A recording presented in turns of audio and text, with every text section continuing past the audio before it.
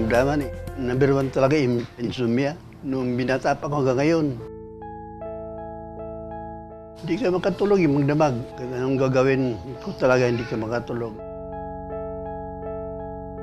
May high blood din ako.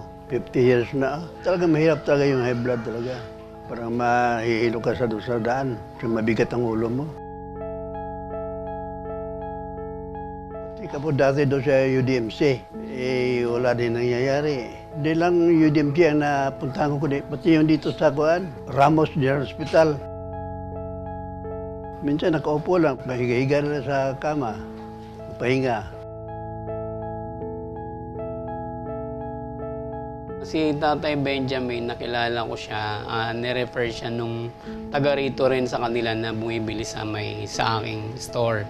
Napansin ko kay Tatay, yun nga, parang may hiluhin, tapos nabanggit niya nga na hindi siya makatulog. Nalaman ko sa King Herbal, yung nanonood ko ng TV dyan. Sinubukan ko yung herbal, pero hindi naman agad mano eh. Di ba?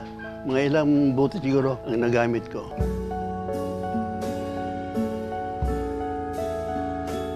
Nakatulog ako na mahimbing. Sa awa ng Diyos ngayon, parang kung blood pressure, bumaba na.